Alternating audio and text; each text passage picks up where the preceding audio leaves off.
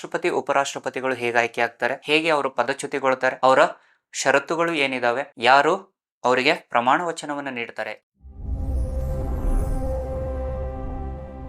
ಇವತ್ತಿನ ವಿಡಿಯೋದಲ್ಲಿ ನಾವು ರಾಷ್ಟ್ರಪತಿ ಮತ್ತು ಉಪರಾಷ್ಟ್ರಪತಿಯವರ ಚುನಾವಣೆ ಮತ್ತು ಪದಚ್ಯುತಿ ಹೇಗಾಗತ್ತೆ ಅನ್ನುವಂಥ one of the most repeated themes ಪ್ರತಿಯೊಂದು ಕಾಂಪಿಟೇಟಿವ್ ಎಕ್ಸಾಮ್ಸ್ ಅಲ್ಲಿ ಹಲವಾರು ಬಾರಿ ಪ್ರಶ್ನೆಯನ್ನು ಕೇಳಿರುವಂಥದ್ದನ್ನು ಕಾಣ್ತೀವಿ. ಸೊ ಅದ್ರ ಬಗ್ಗೆ ಮಾಹಿತಿಯನ್ನು ಇವತ್ತಿನ ವಿಡಿಯೋದಲ್ಲಿ ನೋಡೋಣ. ಸೊ ಹಾಗಿದ್ದಾಗ ರಾಷ್ಟ್ರಪತಿ ಉಪರಾಷ್ಟ್ರಪತಿಗಳು ಹೇಗೆ ಆಯ್ಕೆ ಆಗ್ತಾರೆ, ಹೇಗೆ ಅವರು ಪದಚ್ಯುತಿಗೊಳ್ತಾರೆ, ಅವರ ಷರತ್ತುಗಳು ಏನಿದಾವೆ, ಯಾರು ಅವರಿಗೆ ಪ್ರಮಾಣ ವಚನವನ್ನು ನೀಡ್ತಾರೆ, ಈ ಮಾಹಿತಿಗಳನ್ನು ಇವತ್ತಿನ ವಿಡಿಯೋದಲ್ಲಿ ನೋಡೋಣ. ಸೊ ಯಾರೆಲ್ಲ ಮೊದಲ ಬಾರಿಗೆ ನಮ್ಮ ಚಾನಲನ್ನು ನೋಡ್ತಾ ಇದ್ದೀರೋ, ಸೊ ದಯವಿಟ್ಟು ನಮ್ಮ ಚಾನಲ್ಗೆ ಸಬ್ಸ್ಕ್ರೈಬ್ ಮಾಡೋದರ ಮುಖಾಂತರ ನಿಮ್ಮ ಸಪೋರ್ಟನ್ನು ನಮಗೆ ನೀಡೋದ್ರಿಂದ ನಮಗೆ ಹೆಚ್ಚು ಪ್ರೇರಣೆ ಸಿಗುತ್ತೆ. ಆ ಪ್ರೇರಣೆಯಿಂದ ನಾವು ಇನ್ನೂ ಹಲವಾರು ವಿಡಿಯೋಗಳನ್ನು ಮಾಡಲಿಕ್ಕೆ, ನಿಮ್ಮ ಬೇಡಿಕೆಗಳಿಗೆ ಅನುಸಾರವಾಗಿ ವಿಡಿಯೋಗಳನ್ನು ಮಾಡಲಿಕ್ಕೆ ಪ್ರಯತ್ನವನ್ನು ಮಾಡ್ತಾ ಇದ್ದೀವಿ. ಸೊ ಹಿಂದಿನ ತರಗತಿಯಲ್ಲಿ one of the aspirant Yashwant ಅಂತೇಳಿ ರಾಷ್ಟ್ರಪತಿ ಮತ್ತು ಉಪರಾಷ್ಟ್ರಪತಿಯವರ ಚುನಾವಣೆ ಮತ್ತು ಪದಚ್ಯುತಿಯ ಬಗ್ಗೆ ಮಾಹಿತಿ ಕೊಡಿ ಸರ್ ಅಂತೇಳಿ ಕೇಳಿದರು. ಸೊ ಅದಕ್ಕೋಸ್ಕರವಾಗಿ ಇಲ್ಲಿ ಇವತ್ತಿನ ವಿಡಿಯೋನ ಮಾಡ್ತಾ ಇದ್ದೀವಿ. ಅದರ ಜೊತೆಯಲ್ಲಿ ರಾಷ್ಟ್ರಪತಿ ಮತ್ತು ಉಪರಾಷ್ಟ್ರಪತಿಯವರ ಚುನಾವಣೆ ಮತ್ತು ಮಹಾಭಿಯೋಗ ಪ್ರಕ್ರಿಯೆ ಅಥವಾ ಪದಚ್ಯುತಿ ಅನ್ನುವಂಥ ವಿಷಯ ಎಲ್ಲ ಕಾಂಪಿಟೇಟಿವ್ ಎಕ್ಸಾಮ್ಸಲ್ಲಿ ಇಂಪಾರ್ಟೆಂಟ್. ಸೊ ಹಾಗಾಗಿ ಅದನ್ನು ಆಧಾರವಾಗಿ ಇಟ್ಕೊಂಡು ಇವತ್ತಿನ ವಿಡಿಯೋವನ್ನು ನಾವು ಮಾಡ್ತಾ ಇದ್ದೀವಿ. So the president and vice president. So ರಾಷ್ಟ್ರಪತಿ ಮತ್ತು ಉಪರಾಷ್ಟ್ರಪತಿಯವರ ಚುನಾವಣೆಗಳು, ಎಲೆಕ್ಷನ್ಸ್, ಕಂಡೀಷನ್ಸ್, ಕ್ವಾಲಿಫಿಕೇಶನ್ಸ್, ಅರ್ಹತೆಗಳು,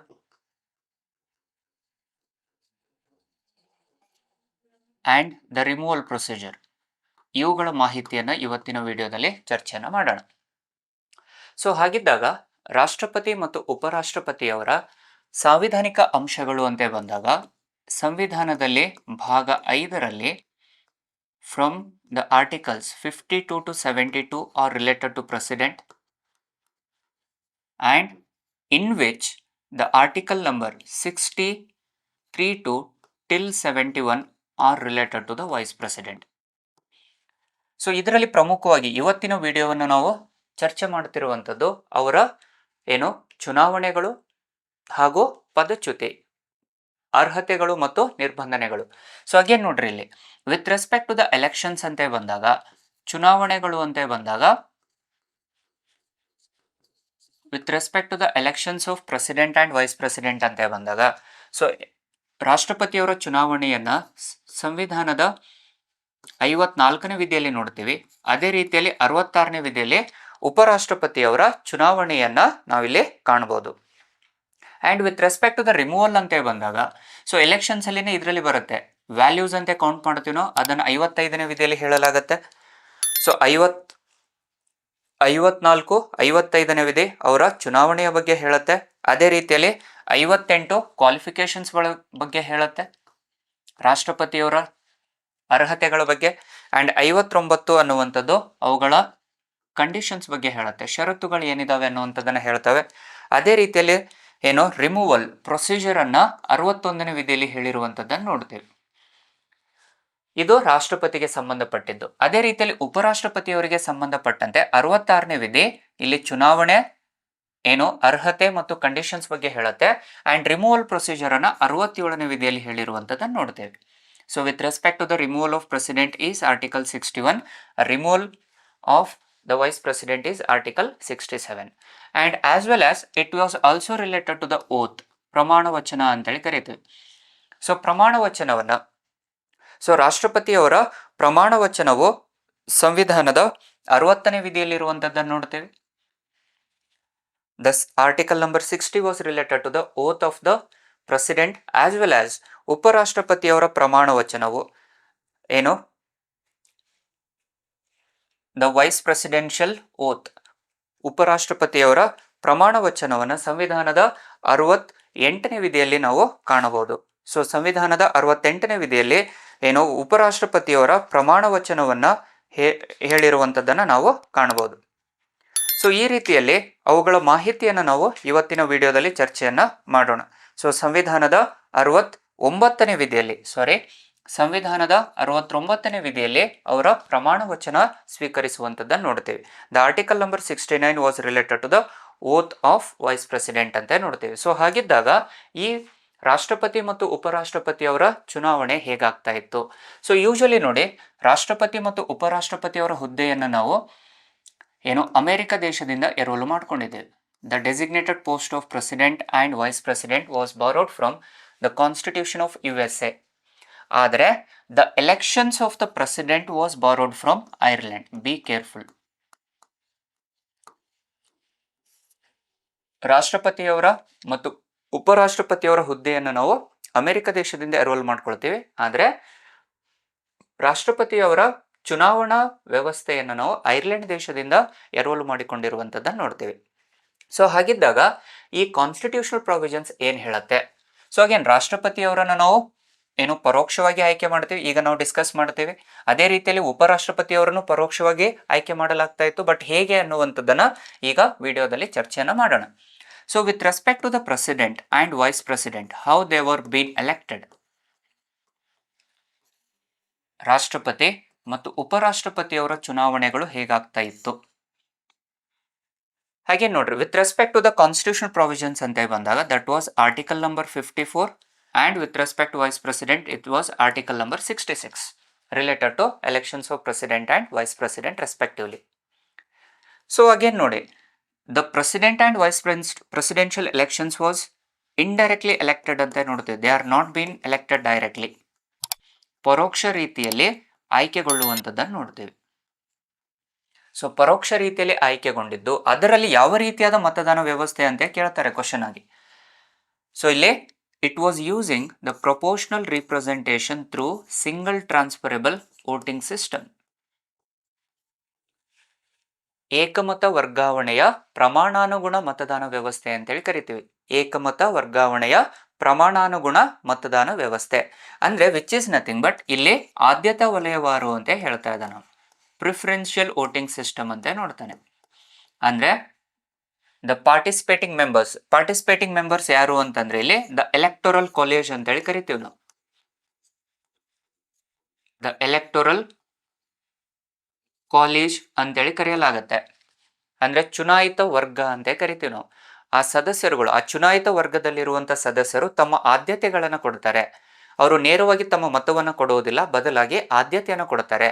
ಸೊ ಯಾವ ರೀತಿ ವರ್ಕ್ ಆಗುತ್ತೆ ಆದ್ಯತಾ ಚುನಾವಣಾ ವ್ಯವಸ್ಥೆ ಅಂತಂದ್ರೆ, ಇಲ್ಲಿ ಸೇ ಫಾರ್ ಎಕ್ಸಾಂಪಲ್ ಒಂದು 3 ಜನ ಸದಸ್ಯರು ಆ ಹುದ್ದೆಯಲ್ಲಿ ನಿಂತ್ಕೊಂಡಿದ್ದಾರೆ ಅಂತಂದ್ರೆ, ಇಲ್ಲಿ the candidate say for example XYZ ಈ ರೀತಿ ಎಲೆಕ್ಟೋರಲ್ ಕಾಲೇಜಲ್ಲಿ ಇರುವಂತಹ ಸದಸ್ಯರು ನೋಡ್ತೇವೆ. ಸೊ ಈಗ ಪ್ರತಿಯೊಬ್ಬ ಸದಸ್ಯನಿಗೂ ತಮ್ಮ ಮತವನ್ನು ನೀಡಬೇಕು, ತಮ್ಮ ಆದ್ಯತೆಯನ್ನು ಕೊಡಬೇಕು. ಸೇ ಫಾರ್ ಎಕ್ಸಾಂಪಲ್ X ಈ ರೀತಿ ಕೊಡ್ತಾ ಇದ್ದಾನೆ. Each and every candidate member need to give the preference to all the members, all the candidates ಅಂತ ಹೇಳ್ತಾ ಇದ್ದಾನೆ. ಈಗ ಸೇ ಫಾರ್ ಎಕ್ಸಾಂಪಲ್ ಇಲ್ಲಿ Y ಅನ್ನುವಂಥ ಕ್ಯಾಂಡಿಡೇಟ್ ಫಸ್ಟ್ ಪ್ರಿಫರೆನ್ಸ್ ಕೊಟ್ಟಿದ್ದಾನೆ, ಸೆಕೆಂಡ್ ಥರ್ಡ್ ಕೊಟ್ಟಿಲ್ಲ. ಅಂಡ್ Z ಅನ್ನುವಂಥ ಕ್ಯಾಂಡಿಡೇಟ್ ಸೆಕೆಂಡ್ ಥರ್ಡ್ ಪ್ರಿಫರೆನ್ಸ್ ಕೊಟ್ಟಿದ್ದಾನೆ, ಫಸ್ಟ್ ಪ್ರಿಫರೆನ್ಸ್ ಅನ್ನು ಕೊಟ್ಟಿಲ್ಲ. ಆದ್ರೆ ಇಲ್ಲಿ ನೋಡಿ, ಮತವನ್ನ ಎಣಿಕೆ ಮಾಡುವಂತ ಸಂದರ್ಭದಲ್ಲಿ ಯಾವ ಸದಸ್ಯ ತನ್ನ ಮೊದಲ ಆದ್ಯತೆಯನ್ನು ಕೊಟ್ಟಿರ್ತಾನೋ ಅವನ ಮತವನ್ನ ಎಣಿಕೆ ಮಾಡಲಾಗುತ್ತೆ. ಸದಸ್ಯರು ತಮ್ಮ ಮತದಾನವನ್ನ ಮೊದಲ ಆದ್ಯತೆಯನ್ನು ನೀಡದೇನೆ 2 ಮತ್ತು 3ನೇ ಆದ್ಯತೆಯನ್ನು ಕೊಟ್ಟಿದ್ದಾಗ ಅವರ ಮತವನ್ನ ಎಣಿಕೆ ಮಾಡುವ ಹಾಗಿಲ್ಲ. ಸೊ ಹಾಗಿದ್ದಾಗ ಏನಾಯ್ತು, ಇವಾಗ which is most important part of competitive exam, the note ಅಂತೇಳಿ ತಗೊಂಡು ಒಂದು ಪಾಯಿಂಟ್ ಅನ್ನು ಬರೀರಿ ಅಲ್ಲಿ. That is the first preferential vote is must. The first preferential vote is compulsory and which is mandatory to give the vote. ಮೊದಲ ಆದ್ಯತೆಯನ್ನು ಕೊಡುವಂಥದ್ದು ಕಡ್ಡಾಯವಾಗಿರುತ್ತೆ. ಒಂದು ವೇಳೆ ಸದಸ್ಯರು ತಮ್ಮ ಮೊದಲ ಆದ್ಯತೆಯನ್ನು ನೀಡದೇ ಇದ್ದರೆ ಅಲ್ಲಿಗೆ ಆ ಸದಸ್ಯರ ಮತವನ್ನು ಎಣಿಕೆ ಮಾಡುವ ಹಾಗಿಲ್ಲ. ಹಾಗಿದ್ದಾಗ ಹೇಗೆ ಆಯ್ಕೆ ಆಗ್ತಾರೆ? ಈ ರೀತಿ ಪ್ರತಿಯೊಂದು ಹಂತದಲ್ಲಿ ಪ್ರತಿಯೊಬ್ಬ ಸದಸ್ಯರು ಪ್ರತಿಯೊಬ್ಬ ಅಭ್ಯರ್ಥಿಗೆ ತಮ್ಮ ಮತವನ್ನು ನೀಡಬೇಕಾಗತ್ತೆ. ಆ ಎಲೆಕ್ಟೋರಲ್ ಕಾಲೇಜಲ್ಲಿ ಯಾರಿದ್ದಾರೆ ಅನ್ನುವಂಥದ್ದನ್ನು ವಿಲ್ ಡಿಸ್ಕಸ್ ಲೇಟರ್. ಈಗ ಫಸ್ಟ್ ಪ್ರಿಫರೆನ್ಷಿಯಲ್ ವೋಟ್ ಎಷ್ಟು ಜನ ಹಾಕಿರ್ತಾರೋ ಅದನ್ನು ಎಣಿಕೆ ಮಾಡ್ತೀವಿ ನಾವು. ಎಲ್ಲ ಅಭ್ಯರ್ಥಿಯ ಮೊದಲ ಆದ್ಯತೆ ಏನಾಗಿರುತ್ತೆ ಅನ್ನುವಂಥದ್ದನ್ನು ಅಂದಾಜು ಮಾಡಲಾಗುತ್ತೆ. If they are getting more than 50%, then that particular candidate will be appointed as elected as a president or vice president. So ಇದನ್ನೇ ನಾವು the proportional representation through single transferable voting system ಅಂತ ಕರಿತೀವಿ, ಇಂಡೈರೆಕ್ಟ್ ಎಲೆಕ್ಷನ್ಸ್ ಅಂತ ಕರಿತೀವಿ. So ಈ ರೀತಿ ಅವರನ್ನು ಆಯ್ಕೆ ಮಾಡಲಾಗುತ್ತೆ. ಸೊ ಹಾಗಿದ್ದಾಗ ಈ ಚುನಾವಣೆಯಲ್ಲಿ ಯಾರು ಭಾಗವಹಿಸ್ತಾರೆ? ಸೊ ಅದೇ ರೀತಿಯಲ್ಲಿ ಇಲ್ಲಿ ರಾಷ್ಟ್ರಪತಿ ಮತ್ತು ಉಪರಾಷ್ಟ್ರಪತಿಯವರು ಇದೇ ರೀತಿಯಲ್ಲಿ ಏನೋ ಆಯ್ಕೆಗೊಳ್ಳುವಂಥದ್ದನ್ನು ನೋಡ್ತೇವೆ. ಆದರೆ ಕೆಲವು ಬದಲಾವಣೆಗಳಿದಾವೆ. ಉಪರಾಷ್ಟ್ರಪತಿಯವರು ಮೂಲ ಸಂವಿಧಾನದಲ್ಲಿ ಸ್ವತಂತ್ರ ನಂತರದಲ್ಲಿ ಸಂವಿಧಾನ ರಚನೆಯಾಗಿದ್ದು 1950ರಿಂದ 1961ರವರೆಗೆ ಉಭಯ ಸದನಗಳಲ್ಲಿ ಯಾರಾದರೂ ಒಬ್ಬರನ್ನ ಏನೋ ಸರಳ ಬಹುಮತದಿಂದ ಆಯ್ಕೆ ಮಾಡುವಂಥದ್ದನ್ನು ನೋಡ್ತಾ ಇದ್ದೀವಿ ನಾವು. ಆದರೆ it was since from 11th constitutional amendment act of 1961 onwards again the vice president is also elected by indirect elections, that is proportional representation through single transferable voting system. So 1961ರವರೆಗೆ ಉಪರಾಷ್ಟ್ರಪತಿಯವರು ಸಂಸತ್ತಿನ ಉಭಯ ಸದನಗಳಲ್ಲಿ ಒಬ್ಬರನ್ನ ಜಂಟಿ ಅಧಿವೇಶನದ ಮೂಲಕ ಒಬ್ಬರನ್ನ ಆಯ್ಕೆ ಮಾಡಲಾಗ್ತಾ ಇತ್ತು. ಅತಿ ಹೆಚ್ಚಿನ ಬಹುಮತ ಯಾರಿಗೆ ಬರುತ್ತೆ ಅವರು ಸರಳ ಬಹುಮತದಿಂದ ಉಪರಾಷ್ಟ್ರಪತಿಯವರನ್ನ ಆಯ್ಕೆ ಮಾಡಲಾಗ್ತಾ ಇತ್ತು. ಆದರೆ ಇಲ್ಲಿ before 1961 the vice president was elected from either house of the parliament with the simple majority, but since from 11th constitutional amendment act of 1961 again the vice president is elected indirectly who was not been a part of parliament ಅಂತ ಹೇಳ್ತಾ ಇದ್ದಾನೆ. ಸದನದ ಸದಸ್ಯತ್ವವನ್ನು ಹೊಂದಿಲ್ಲದೆ ಇರುವಂತ ಅಭ್ಯರ್ಥಿಯು ಏನಾಗ್ತಾನೆ ರಾಜ್ಯಸಭೆಯ ಸಭಾಪತಿಯಾಗಿ ಅಥವಾ ಉಪರಾಷ್ಟ್ರಪತಿಯಾಗಿ ರಾಷ್ಟ್ರಪತಿಯ ರೀತಿಯಲ್ಲಿ ಉಪರಾಷ್ಟ್ರಪತಿಯವರನ್ನು ಆಯ್ಕೆ ಮಾಡಲಾಗುತ್ತೆ. ಸೊ ಉಪರಾಷ್ಟ್ರಪತಿಯವರ ಅತಿ ಮುಖ್ಯವಾದ ಕರ್ತವ್ಯ ಒಂದೇ, ಅದು ರಾಷ್ಟ್ರಪತಿಯವರು ಇಲ್ಲದೆ ಇರುವಂಥ ಸಂದರ್ಭದಲ್ಲಿ ಅವರ ಸ್ಥಾನವನ್ನು ಅಲಂಕರಿಸುವಂಥದ್ದು. ಆ್ಯಂಡ್ ಇನ್ನೊಂದು ಅವರ ಪ್ರಮುಖ ಕರ್ತವ್ಯ ಏನು ಅಂತಂದರೆ ರಾಜ್ಯಸಭೆಯ ಸಭಾಪತಿಯಾಗಿ ಕಾರ್ಯನಿರ್ವಹಿಸುವಂಥದ್ದು. ಅದೇ ಪ್ರಶ್ನೆನ ಕೇಳ್ತಾನೆ. The vice president who was been the primary function of vice president is to chair the Rajya Sabha. He was the chairperson of Rajya Sabha and that was asked for the question who among the following is the chairman without being the member of the house. So ಒಂದು ಸದನದ ಅಧ್ಯಕ್ಷತೆಯನ್ನು ವಹಿಸಿಕೊಳ್ಳಬೇಕಾದ್ರೆ ಅದರ ಸದಸ್ಯರಾಗಿರ್ಬೇಕು. ಆದರೆ ಉಪರಾಷ್ಟ್ರಪತಿಯವರು ಸದನದ ಸದಸ್ಯತ್ವವನ್ನು ಹೊಂದಿಲ್ಲದೇನೆ ಇಲ್ಲಿ ಅದರ ಸಭಾಪತಿಯಾಗಿರ್ತಾರೆ. So be careful. The member who was not the chairperson who was not been a member of the particular house. Clear ಇದೆನಾ? ಅದು ಉಪರಾಷ್ಟ್ರಪತಿ.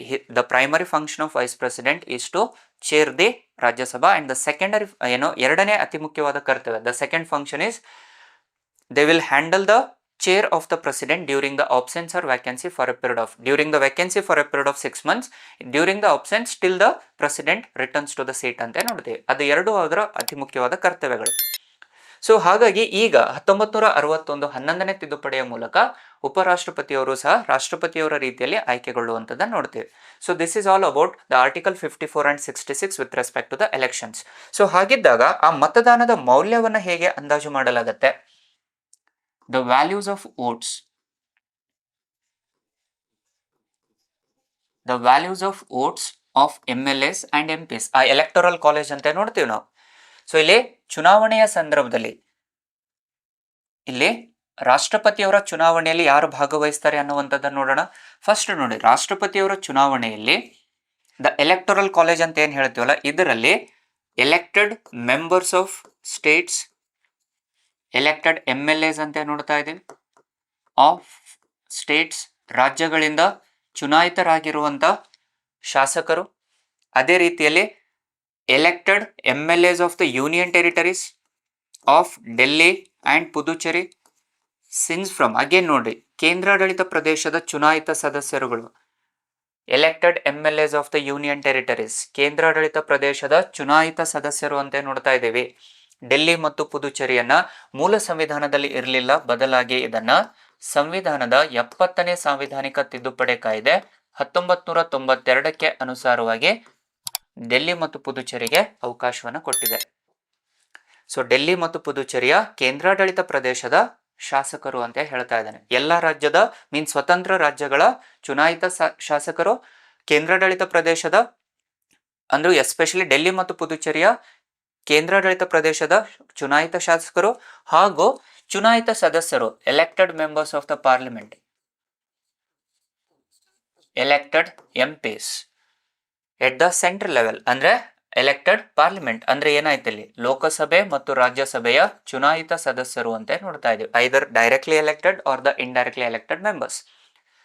ಬಟ್ ಯಾರು ಭಾಗವಹಿಸುವುದಿಲ್ಲ, ಇಲ್ಲಿ ರಾಜ್ಯದ MLCsಗಳು, that is legislative councils, either elected or nominated, ಚುನಾಯಿತ ಅಥವಾ ನಾಮನಿರ್ದೇಶಿತ ವಿಧಾನ ಪರಿಷತ್ತಿನ ಸದಸ್ಯರು ಯಾವುದೇ ಸಂದರ್ಭದಲ್ಲಿ ಭಾಗವಹಿಸುವ ಹಾಗಿಲ್ಲ. ಹಾಗೂ the nominated members of Rajya Sabha can't participate in the elections of president.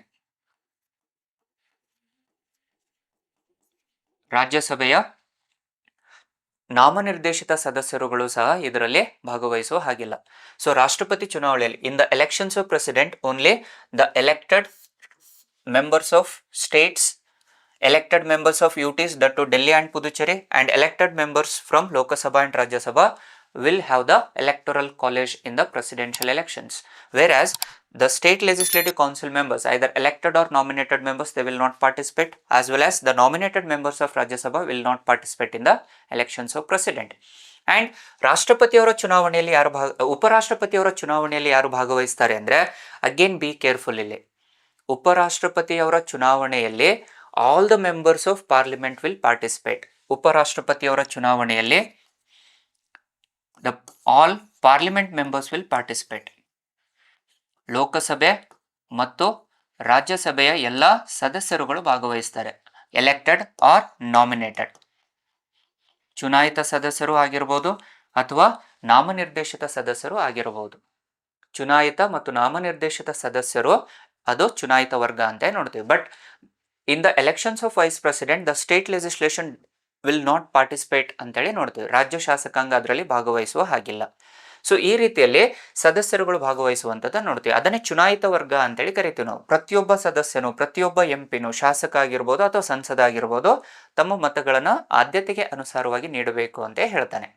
So ಇವೆಲ್ಲವೂ ರಾಷ್ಟ್ರಪತಿ ಮತ್ತು ಉಪರಾಷ್ಟ್ರಪತಿಯವರ ಏನು ಚುನಾವಣೆಗೆ ಸಂಬಂಧಪಟ್ಟಿದ್ದು ಅಂತ ನೋಡ್ತೀವಿ. ಸೊ ಹಾಗಿದ್ದಾಗ ಆ ಸದಸ್ಯರ ಮತದಾನದ ಮೌಲ್ಯ ಹೇಗೆ ಅಂದಾಜಿಸಲಾಗುತ್ತೆ ಅನ್ನುವಂಥದ್ದನ್ನು ಇಲ್ಲಿ ನಾವು ಚರ್ಚೆ ಮಾಡಬೇಕಾಗತ್ತೆ. So how does the value of MLA or value of MP will be calculated? So value of MLA it was in the article number 55 ಅಂತೇಳಿ ನೋಡ್ತೀವಿ. ಸಂವಿಧಾನದ 55ನೇ ವಿಧಿಯಲ್ಲಿ ಶಾಸಕರು ಮತ್ತು ಸಂಸದರ ಮತದಾನದ ಮೌಲ್ಯವನ್ನು ಅಂದಾಜು ಮಾಡಿರುವಂಥದ್ದನ್ನು ಕಾಣಬಹುದು. So the value of MLA is equal to, it is the total, the value of MLA is equal to, it is the total population of the state, ರಾಜ್ಯದ ಒಟ್ಟು ಜನಸಂಖ್ಯೆ, ರಾಜ್ಯದ ಒಟ್ಟು ಜನಸಂಖ್ಯೆ, ಆಯಾ ರಾಜ್ಯದ ಒಟ್ಟು ಜನಸಂಖ್ಯೆ divided by the elected representatives of state, elected members of the state, ಆ ರಾಜ್ಯದ ಚುನಾಯಿತ ಸದಸ್ಯರುಗಳು ಎಷ್ಟು ಜನ. It is the total number of elected members in the legislative assembly.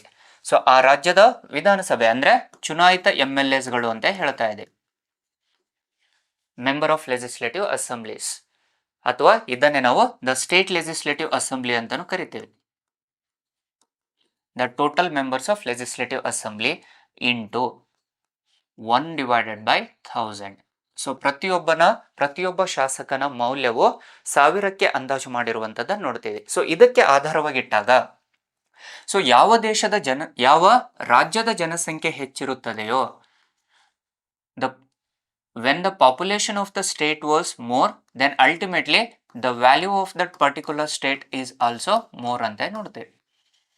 ಯಾವ ರಾಜ್ಯದ ಜನಸಂಖ್ಯೆ ಹೆಚ್ಚಿರುತ್ತದೆಯೋ ಆ ರಾಜ್ಯದ MLA ಮತದಾನದ ಮೌಲ್ಯವೂ ಸಹ ಹೆಚ್ಚಾಗಿರುತ್ತದೆ. ಸೊ ಹಾಗಾಗಿನೇ MLA ಮತದಾನದ ಮೌಲ್ಯವು ರಾಜ್ಯದಿಂದ ರಾಜ್ಯಕ್ಕೆ ವಿಭಿನ್ನವಾಗಿರುತ್ತದೆ ಅಂತೇಳಿ ಕರೆಯಲಾಗುತ್ತೆ. The value of MLA always differs from state to state.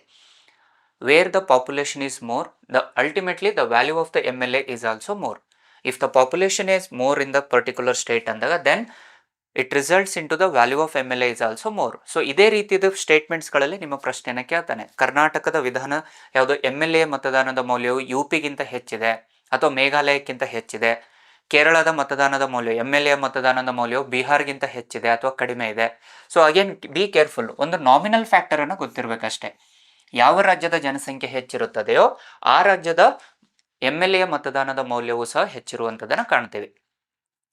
So ಅದೇ ರೀತಿಯಲ್ಲಿ how does a MP value will be estimated? The value of MP is equal to the total values of MLAs from all states, the total values of MLAs from all states, ಅಂದರೆ ಪ್ರತಿಯೊಂದು ರಾಜ್ಯದ MLA ಮತದಾನದ ಮೌಲ್ಯವು divided by ಇಲ್ಲಿ the total number of elected members of parliament, the elected members of parliament ಅಂತ ಹೇಳ್ತಾ ಇದ್ದಾನೆ.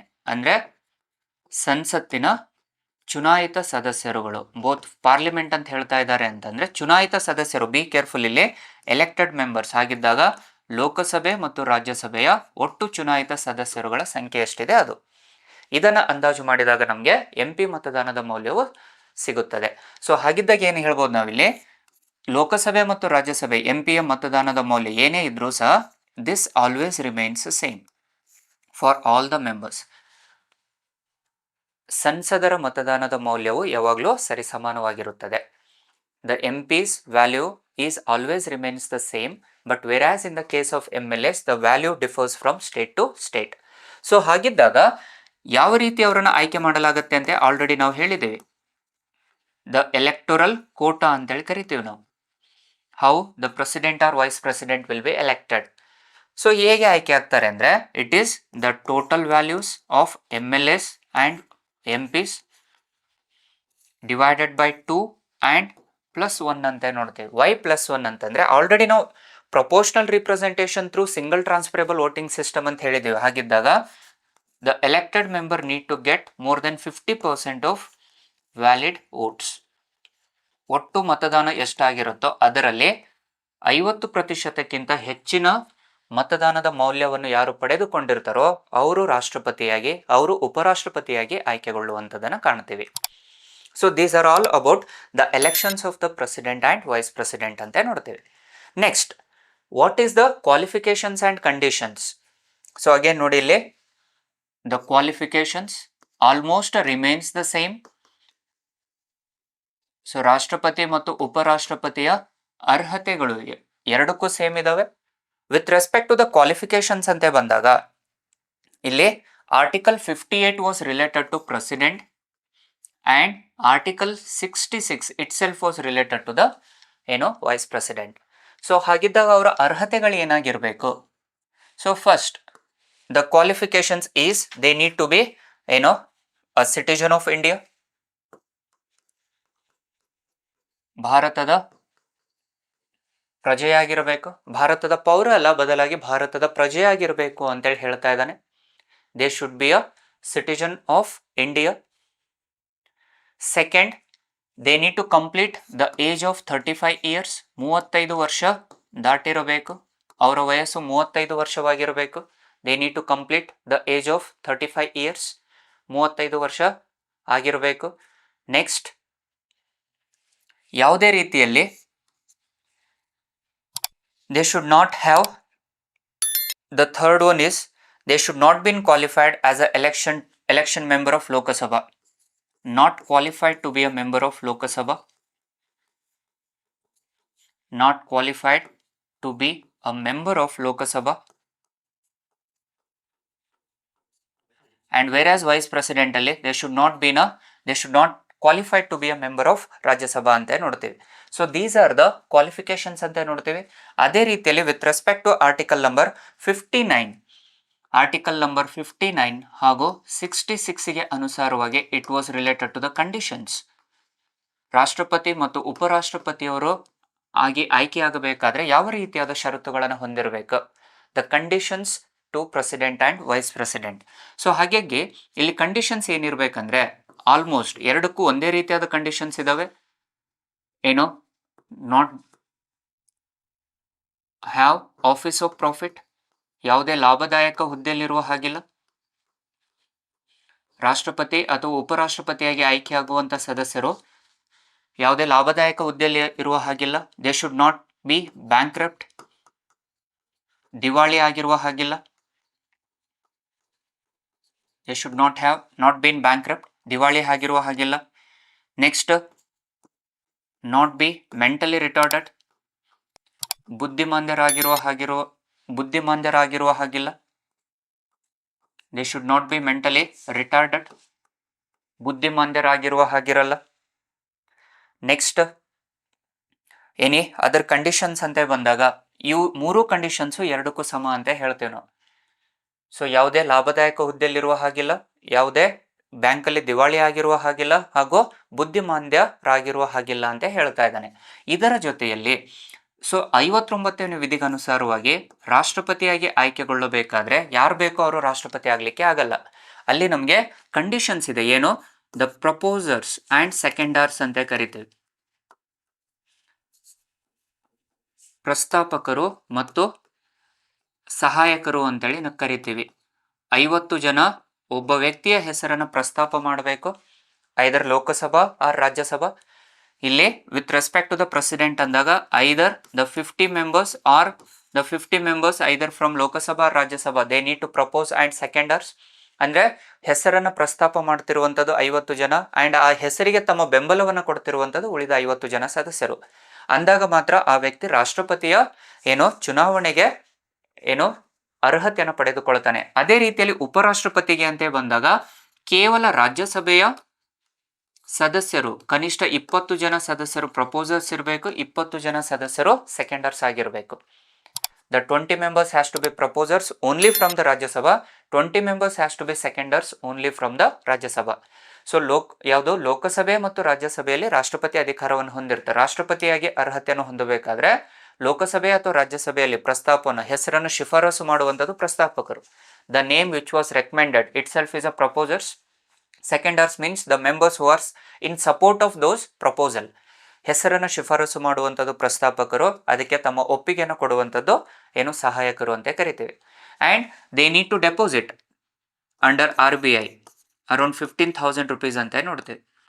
15,000 ರೂಪಾಯಿ ಹಣವನ್ನು ಚುನಾವಣೆಯ ಮುಂಚಿತವಾಗಿ ಠೇವಣಿಯಾಗಿ ಇಡಬೇಕು. They need to deposit in RBI.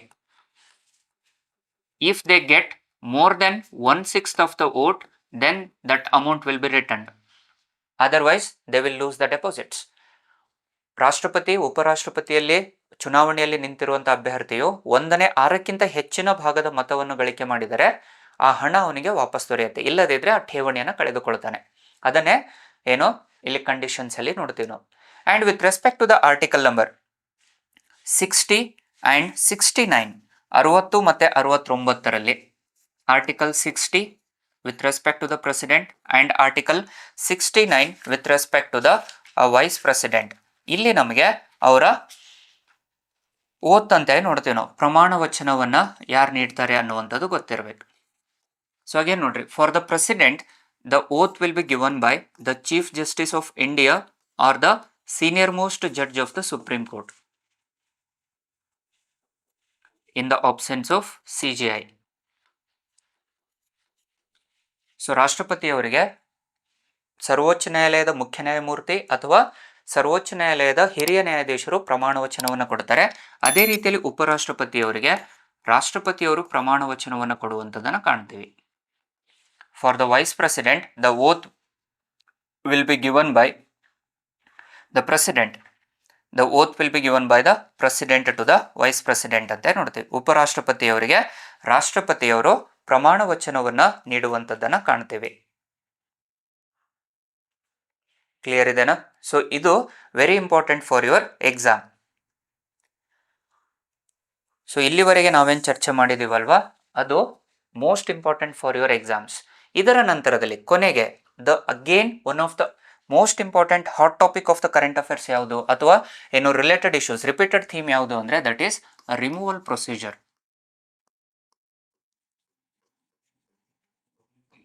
ಪದಚ್ಯುತಿಯ ಪ್ರಕ್ರಿಯೆ. ಸೊ ಇಲ್ಲಿ ಆ ಪದಚ್ಯುತಿಯ ಪ್ರಕ್ರಿಯೆ ಏನು ಅನ್ನುವಂಥದ್ದನ್ನು ಇಲ್ಲಿ ನಾವು ಚರ್ಚೆ ಮಾಡೋಣ. That was related to the article number 61 with respect to the president.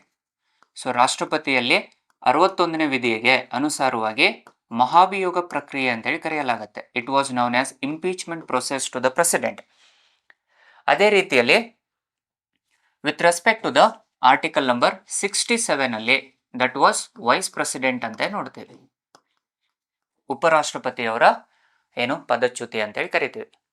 And ಯಾವುದೇ ಸಂದರ್ಭದಲ್ಲಿ ಅವರು ತಮ್ಮ ರಾಜೀನಾಮೆಯನ್ನು ಕೊಡಬಹುದು. ರಾಷ್ಟ್ರಪತಿ ಉಪರಾಷ್ಟ್ರಪತಿಯವರಿಗೆ ಕೊಡ್ತಾರೆ ಆ್ಯಂಡ್ ಉಪರಾಷ್ಟ್ರಪತಿಯವರು ರಾಷ್ಟ್ರಪತಿಗೆ ತಮ್ಮ ರಾಜೀನಾಮೆಯನ್ನು ಕೊಡಬಹುದು. But with respect to the removal procedure ಯಾವ ಸಂದರ್ಭದಲ್ಲಿ, ಅಗೇನ್ ಇಲ್ಲಿ ನಾವು ನೋಡುವಂಥದ್ದು ರಾಷ್ಟ್ರಪತಿ ಮತ್ತು ಉಪರಾಷ್ಟ್ರಪತಿಯವರು, and be careful about this impeachment, make a note of this, impeachment will be used only for the removal procedure of the president. ಶಾಸಕಾಂಗದಲ್ಲಿ ಅಥವಾ ಕಾರ್ಯಾಂಗದಲ್ಲಿ ಕೇವಲ ರಾಷ್ಟ್ರಪತಿಯವರಿಗೆ ಮಾತ್ರ ಮಹಾಭಿಯೋಗ ಪ್ರಕ್ರಿಯೆ ಅಂತ ಕರೆಯಲಾಗುತ್ತೆ, ಉಳಿದಿರುವಂಥ ಎಲ್ಲರಿಗೂ ಪದಚ್ಯುತಿ ಅಂತೇಳಿ ಕರೆಯಲಾಗುತ್ತೆ. Only impeachment will be used for the president in terms of legislation and executive, and remaining all the legislative and executive bodies will be known as the removal procedure ಅಂತ ನೋಡ್ತೇವೆ. ಸೊ ಹಾಗಿದ್ದಾಗ ಆ ರಿಮೂವಲ್ ಪ್ರೊಸೀಜರ್ ಯಾವ ರೀತಿ ಆಗುತ್ತೆ, what is the reason for the impeachment or removal ಅಂದಾಗ it is constitutional breakdown ಅಂತೇಳಿ ನೋಡ್ತೇವೆ. ಸಾಂವಿಧಾನಿಕ ಅಂಶಗಳನ್ನು ಉಲ್ಲಂಘನೆ ಮಾಡಿದಾಗ, if they are violating the constitution, constitutional breakdown are nothing but it is the violation of constitution ಅಂತ ಹೇಳ್ತಾ ಇದ್ದಾನೆ. ರಾಷ್ಟ್ರಪತಿ ಅಥವಾ ಉಪರಾಷ್ಟ್ರಪತಿಯು ಸಂವಿಧಾನದ ಉಲ್ಲಂಘನೆಯನ್ನು ಮಾಡಿದಾಗ ಮಾತ್ರ ಅವರಿಗೆ ಪದಚ್ಯುತಿಯನ್ನ ಅಥವಾ ಮಹಾಭಿಯೋಗ ಪ್ರಕ್ರಿಯೆಯನ್ನು ಜಾರಿಗೆ ತರಲಾಗುತ್ತೆ ಅಂತ ಹೇಳ್ತಾ ಇದ್ದಾನೆ. ಆದರೆ ಬಿ ಕೇರ್ಫುಲ್, ಇಲ್ಲಿ this violation of constitution was not mentioned, it was not been defined clearly in the constitution. So ಇಲ್ಲಿ ಸಂವಿಧಾನದ ಉಲ್ಲಂಘನೆ ಅಂದ್ರೆ ಏನು ಅನ್ನುವಂಥ ಅಂಶವನ್ನ ಸಂವಿಧಾನದಲ್ಲಿ ಎಲ್ಲಿಯೂ ಸಹ ವ್ಯಾಖ್ಯಾನವನ್ನ ನೀಡಿಲ್ಲ. ಸೊ ಆದ್ದರಿಂದಾಗಿ ಇಲ್ಲಿಯವರೆಗೆ ರಾಷ್ಟ್ರಪತಿಯಾಗಲಿ ಉಪರಾಷ್ಟ್ರಪತಿಯವರನ್ನ ನಾವು ಪದಚ್ಯುತಿ ಮಾಡಿರುವಂಥ ಉದಾಹರಣೆಗಳೇ ಇಲ್ಲ. ಆದರೆ ಒಂದು ವೇಳೆ ಅವರನ್ನ ಪದಚ್ಯುತಿಗೊಳಿಸಬೇಕಾದ್ರೆ ಏನು ಪ್ರಕ್ರಿಯೆ ಇದೆ ಅನ್ನುವಂಥದ್ದನ್ನ ಇಲ್ಲಿ ನಾವು ಚರ್ಚೆನ ಮಾಡ್ತಾ ಇದ್ದೀವಿ. ಸೊ ಹಾಗೆ ನೋಡ್ರಿ, ಈಗ first with respect to the president, so ರಾಷ್ಟ್ರಪತಿಯವರನ್ನ ಇಂಪೀಚ್ಮೆಂಟ್ ಮಾಡಬೇಕಾದ್ರೆ first either from Lok Sabha or from Rajya Sabha 1/4 ರೆಸಲ್ಯೂಷನ್ಗೆ ಪಾಸ್ ಮಾಡಬೇಕು. It need to take the resolution from either house of the parliament with the support of 1/4, 1/4 ಸದಸ್ಯರ ಏನು ನಿರ್ಣಯಗಳನ್ನು ಕೈಗೊಳ್ಳಬೇಕು. ಲೋಕಸಭೆ ಅಥವಾ ರಾಜ್ಯಸಭೆಯ 1/4 ಸದಸ್ಯರ ಏನು ನಿರ್ಣಯಗಳನ್ನು ಕೈಗೊಳ್ಳುವಂಥದ್ದು ಕಡ್ಡಾಯವಾಗಿರುತ್ತೆ. If it was passed either by Lok Sabha or Rajya Sabha, then within 14 days that notice has to be sent to the president. 14 ದಿನದ ಒಳಗಾಗಿ ಆ ನೋಟಿಸನ್ನು, ಅಧಿಸೂಚನೆಯನ್ನು ರಾಷ್ಟ್ರಪತಿಯವರಿಗೆ ನೀಡಬೇಕು. ಸೊ ಈ 14 ದಿನದ ಅವಧಿಯಲ್ಲಿ ಅವರು ಇನ್ನೂ ಪ್ರೂವ್ ಆಗದೇ ಇರುವಂಥ ಸಂದರ್ಭದಲ್ಲಿ ಅವರು ಆ ಸ್ಥಾನದಲ್ಲಿ ಮುಂದುವರಿಯುವ ಹಾಗಿಲ್ಲ. ಆ್ಯಂಡ್ ರಾಷ್ಟ್ರಪತಿ ತನ್ನ ಏನೋ ಮತವನ್ನು ಹಾಕುವ ಅಧಿಕಾರವನ್ನು ಹೊಂದಿರಲ್ಲ. ಆ ನೋಟಿಸನ್ನು ನೀಡಿದ ನಂತರದಲ್ಲಿ then it needs the majority from the house ಅಂತ ನೋಡ್ತಾ ಇದ್ದೀವಿ. It always needs a special majority from the house. It needs always a special majority from both the houses, both Lok Sabha and Rajya Sabha.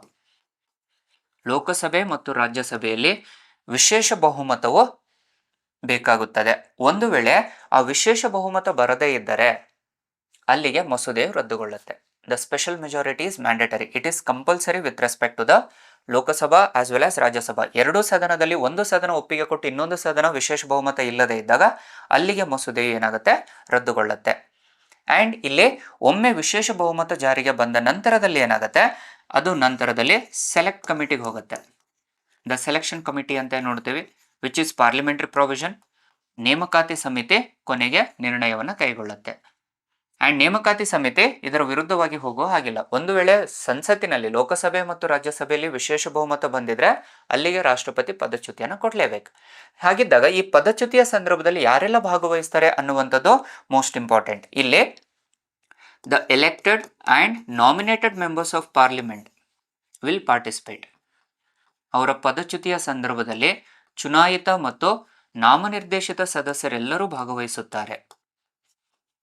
Of parliament, ಸಂಸತ್ತಿನ ಸದಸ್ಯರು ಅಂತ ಹೇಳ್ತಾ ಇದ್ದೀವಿ. And ಯಾರು ಭಾಗವಹಿಸಲ್ಲ ಅಂತಂದರೆ ಇಲ್ಲಿ ಸ್ಟೇಟ್ ರಿಪ್ರೆಸೆಂಟೇಟಿವ್ಸ್ ಯಾರು ಸ್ಟೇಟ್ ಲೆಜಿಸ್ಲೇಟಿವ್ ಅಸೆಂಬ್ಲಿ ಆದರೂ ಆಯಿತು ಆರ್ ಲೆಜಿಸ್ಲೇಟಿವ್ ಕೌನ್ಸಿಲ್ ಆದರೂ ಆಯಿತು, ಇವ್ರು ಯಾರೂ ಸಹ ಇದರಲ್ಲಿ ಭಾಗವಹಿಸೋದಿಲ್ಲ. ರಾಷ್ಟ್ರಪತಿಯವರ ಮಹಾಭಿಯೋಗ ಪ್ರಕ್ರಿಯೆಯಲ್ಲಿ ರಾಜ್ಯದಿಂದ ಯಾವುದೇ ಸದಸ್ಯರು ಭಾಗವಹಿಸೋದಿಲ್ಲ. ಕ್ಲಿಯರ್ ಇದೆನಾ?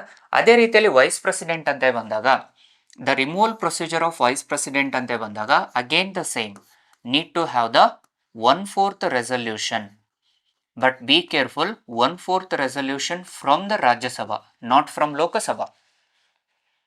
ಇಲ್ಲಿ 1/4 resolution either from Lok Sabha Rajya Sabha ಅಂತ ಹೇಳಿತ್ತು. ಆದರೆ ಉಪರಾಷ್ಟ್ರಪತಿಯವರ ಪದಚ್ಯುತಿಯ ಸಂದರ್ಭದಲ್ಲಿ 1/4 resolution has to be made only by Rajya Sabha. ಅದರ ನಂತರದಲ್ಲಿ ಏನಾಗುತ್ತೆ, ವಿತಿನ್ 14 ಡೇಸ್, 14 ದಿನದ ಒಳಗಾಗಿ ಆ ರೆಸಲ್ಯೂಷನ್ ಅನ್ನ ಅವರಿಗೆ ಕಳುಹಿಸಬೇಕಾಗುತ್ತೆ.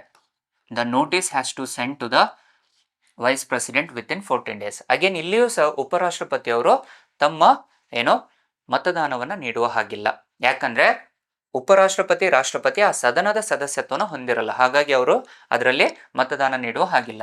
ಅದರ ನಂತರದಲ್ಲಿ in the Rajya Sabha it need to have the effective majority. ರಾಜ್ಯಸಭೆಯಲ್ಲಿ ಪರಿಣಾಮಕಾರಿ ಬಹುಮತ ಬೇಕು ಅಂತ ಹೇಳ್ತಾ ಇದ್ದಾನೆ. So effective majority which is nothing but the more than 50% of the effective strength ಅಂತ ಹೇಳಿ ಕರಿತೀವಿ. more than 50% of that effective strength itself is a effective majority. ಪರಿಣಾಮಕಾರಿ ಬಹುಮತದಿಂದ ರಾಜ್ಯಸಭೆಯಲ್ಲಿ ಒಪ್ಪಿಗೆಯನ್ನು ಕೊಡಬೇಕು. ಆ್ಯಂಡ್ ಒಮ್ಮೆ ರಾಜ್ಯಸಭೆ ಒಪ್ಪಿಗೆ ಕೊಟ್ಟ ನಂತರದಲ್ಲಿ ಅದು ಲೋಕಸಭೆಗೆ ಬರುತ್ತೆ. ಆ್ಯಂಡ್ ಲೋಕಸಭೆ ಅದನ್ನು ಸರಳ ಬಹುಮತದಿಂದ ಜಾರಿಗೆ ತರಬೇಕು. The Lok Sabha need to accept the bill by simple majority. ಈಗ ಒಂದು ವೇಳೆ ಲೋಕಸಭೆ ಏನಾದ್ರು ಸರಳ ಬಹುಮತದಿಂದ ಒಪ್ಪಿಗೆ ಕೊಡದೇ ಇದ್ರೆ ಉಪರಾಷ್ಟ್ರಪತಿಯವರನ್ನು ಪದಚ್ಯುತಿಗೊಳಿಸುವ ಹಾಗಿಲ್ಲ. ಇಲ್ಲಿ ರಾಜ್ಯಸಭೆಯಿಂದ ಪರಿಣಾಮಕಾರಿ ಬಹುಮತನೂ ಬೇಕು ಆ್ಯಂಡ್ ಲೋಕಸಭೆಯಿಂದ ಸರಳ ಬಹುಮತನೂ ಬೇಕು. ಅಂದಾಗ ಮಾತ್ರ ಏನಾಗುತ್ತೆ, ಸೆಲೆಕ್ಷನ್ ಕಮಿಟಿಗೆ ಹೋಗುತ್ತೆ. ಸೆಲೆಕ್ಷನ್ ಕಮಿಟಿ ಮತ್ತೆ ಅದನ್ನು ವಿರೋಧ ಮಾಡುವ ಹಾಗಿಲ್ಲ. ಲೋಕಸಭೆ ರಾಜ್ಯಸಭೆ ಅಪ್ರೂವಲ್ ಫೈನಲ್ ಆಗಿರುತ್ತೆ. ಸೊ ಅಲ್ಲಿಗೆ ಅವರನ್ನು ಪದಚ್ಯುತಿಗೊಳಿಸಲಾಗುತ್ತೆ. ಸೊ ಇವೆಲ್ಲವೂ ರಾಷ್ಟ್ರಪತಿ ಮತ್ತು ಉಪರಾಷ್ಟ್ರಪತಿಯವರ ಚುನಾವಣೆ ಅರ್ಹತೆಗಳು, ಷರತ್ತುಗಳು ಹಾಗೂ ಪದಚ್ಯುತಿಯ ಬಗ್ಗೆ ಚರ್ಚೆಯನ್ನು ಮಾಡಲಿಕ್ಕೆ ಪ್ರಯತ್ನವನ್ನು ಪಟ್ಟಿದ್ದೀವಿ. So on the basis of these factors, ಇವುಗಳನ್ನು ಆಧಾರವಾಗಿ ಇಟ್ಕೊಂಡು ಸೊ ಯಾವ ರೀತಿಯಾದ ಪ್ರಶ್ನೆಗಳನ್ನು ಕೇಳಬಹುದು ಅನ್ನುವಂಥದ್ದನ್ನು ಚರ್ಚೆ ಮಾಡೋಣ. So with respect to the elections, oath, conditions, qualifications, on the basis of that how does the questions will be reflected, ಯಾವ ರೀತಿಯಲ್ಲಿ ಪ್ರಶ್ನೆಗಳನ್ನು ಕೇಳಲಾಗುತ್ತೆ ಅನ್ನುವಂಥದ್ದನ್ನು ಇಲ್ಲಿ ನಾವು ಚರ್ಚೆಯನ್ನು ಮಾಡೋಣ.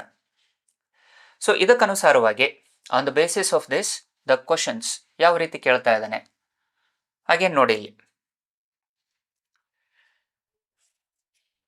The president and vice presidential elections. So first question, so ಮೊದಲನೇ ಪ್ರಶ್ನೆ ಕೇಳ್ತಿರುವಂಥದ್ದು ಇಲ್ಲಿ, which of the following statements are correct about the vice president of India. ಭಾರತದಲ್ಲಿ ಉಪರಾಷ್ಟ್ರಪತಿಯವರಿಗೆ ಅನುಸಾರವಾಗಿ ಕೆಲವು ಹೇಳಿಕೆಗಳನ್ನು ಕೊಟ್ಟಿದ್ದಾನೆ, ಅದರಲ್ಲಿ ಯಾವುದು ಸರಿ ಅನ್ನುವಂಥದ್ದನ್ನು ಕೇಳ್ತಾ ಇದ್ದಾನೆ. ಹಾಗೆ ನೋಡ್ರಿ, the statements, the vice president is elected by both houses of the parliament in joint sitting. So ಹಾಗೆ ನೋಡಿ, ಇಲ್ಲಿ ಪ್ರಶ್ನೆಯನ್ನು ಕೇಳ್ತಿರುವಂಥದ್ದು ಯಾವುದು ಸರಿ ಅಂತ ಕೇಳ್ತಾ ಇದ್ದಾನೆ. ಇಲ್ಲಿ ಉಪರಾಷ್ಟ್ರಪತಿಯು ಎರಡು ಸದನದ ಸಂಸತ್ತಿನ ಉಭಯ ಸದನಗಳು ಜಂಟಿ ಅಧಿವೇಶನದಿಂದ ಆಯ್ಕೆಗೊಳ್ತಾರೆ ಅಂತೇಳಿ ಹೇಳ್ತಾ ಇದ್ದಾನೆ. ಸೊ ಅಗೇನ್ ಈಗ ನಾವು ಅದನ್ನು ಹೇಳ್ಬೋದಾ? ಸೊ ಉಪರಾಷ್ಟ್ರಪತಿಯವರು ಜಂಟಿ ಅಧಿವೇಶನದಿಂದ ಆಯ್ಕೆ ಆಗ್ತಾರಾ ಅನ್ನುವಂಥ ಪ್ರಶ್ನೆಯನ್ನು ಕೇಳ್ತಾ ಇದ್ದಾನೆ. ಸೊ ಇಲ್ಲಿ second one is the oath of office to the vice president is administered by the chief justice of India. So ಇಲ್ಲಿ ಯಾವುದು ಉಪರಾಷ್ಟ್ರಪತಿಯವರ ಪ್ರಮಾಣ ವಚನವನ್ನ ಸರ್ವೋಚ್ಚ ನ್ಯಾಯಾಲಯದ ಮುಖ್ಯ ನ್ಯಾಯಾಧೀಶರು ನೀಡ್ತಾ ಇದ್ದಾರೆ ಅಂತ ಹೇಳ್ತಾ ಇದ್ದಾನೆ. ಸೊ ಆಲ್ರೆಡಿ ಹೇಳಿದ್ದೀವಲ್ವಾ ನಾವು, ಓತ್ of the vice president which is in the article number 69 ಅಲ್ಲಿ ಹೇಳಿದ್ದೀವಿ ನಾವು. ಸೊ 69ನೇ ವಿಧಿಗೆ ಅನುಸಾರವಾಗಿ ಉಪರಾಷ್ಟ್ರಪತಿಯವರ ಪ್ರಮಾಣ ವಚನವನ್ನ ರಾಷ್ಟ್ರಪತಿಗಳು ನೀಡ್ತಾರೆ ಅಂತೇಳಿ ಹೇಳಿತ್ತು. ಸೊ ಹಾಗಿದ್ದಾಗ second statement not correct. So ಇದೂ incorrect. And vice president is elected both the houses ಅಂತ ಹೇಳಿದ್ದೀವಿ, ಆದರೆ ಇಲ್ಲಿ ಪಾರ್ಲಿಮೆಂಟ್ ಇನ್ ಜಾಯಿಂಟ್ ಸಿಟ್ಟಿಂಗ್ ಅಂತ ಕೇಳ್ತಾ ಇದ್ದಾನೆ. ಹೌದಾ? ಜಂಟಿ ಅಧಿವೇಶನದ ಮೂಲಕ ಅವರನ್ನು ಆಯ್ಕೆ ಮಾಡಲಾಗತ್ತೆ ಅಂತ ಹೇಳ್ತಾ ಇದ್ದಾನೆ. ಆದರೆ ರಾಷ್ಟ್ರಪತಿ ಚುನಾವಣೆಯಲ್ಲಿ ನಾವು ಜಂಟಿ ಅಧಿವೇಶನ ಅಂತ ಹೇಳಿರಲಿಲ್ಲ ಅಲ್ವಾ? Before 1961 that was correct, but after 1961 ಜಂಟಿ ಅಧಿವೇಶನದ ಮೂಲಕ ಆಯ್ಕೆ ಆಗಲ್ಲ. ಚುನಾಯಿತ ವರ್ಗ ಅಂತ ಹೇಳಿದ್ದು ನಾವು, electoral college of parliament members. So first statement is also correct. So ಹಾಗಾಗಿ ದ ಥರ್ಡ್ ಸ್ಟೇಟ್ಮೆಂಟ್ ಏನು ಕೇಳ್ತಿದ್ದಾನೆ ಇವಾಗ, no ground has been mentioned in the constitution for his removal from the office. So ಯಾವುದೇ ರೀತಿಯಲ್ಲಿ ಅವರನ್ನು ಪದಚ್ಯುತಿಗೊಳಿಸಬೇಕಾದ್ರೆ ಯಾವುದೇ ರೀತಿಯಾದ ಅಂಶಗಳನ್ನು ಹೇಳಿಲ್ಲ ಅನ್ನುವಂಥದ್ದನ್ನು ಹೇಳ್ತಾ ಇದ್ದಾನೆ. Yes, absolutely that is correct. ಅಲ್ಲಿ ನಾವು ಹೇಳಿದ್ವಿ ಯಾವುದೋ ವೈಲೇಷನ್ ಆಫ್ ಕಾನ್ಸ್ಟಿಟ್ಯೂಷನ್ ಅನ್ನುವಂಥದ್ದನ್ನು ಹೇಳಿದ್ದಾನೆ, but it was not been defined ಅಲ್ವಾ. ಎಲ್ಲಿಯೂ ಸಹ ಅದನ್ನು ಮೆನ್ಷನ್ ಮಾಡಿಲ್ಲ. ಸಂವಿಧಾನದ ಉಲ್ಲಂಘನೆ ಅಂದರೆ ಏನು ಅನ್ನುವಂಥದ್ದನ್ನು ಎಲ್ಲಿನೂ ಹೇಳಿಲ್ಲ.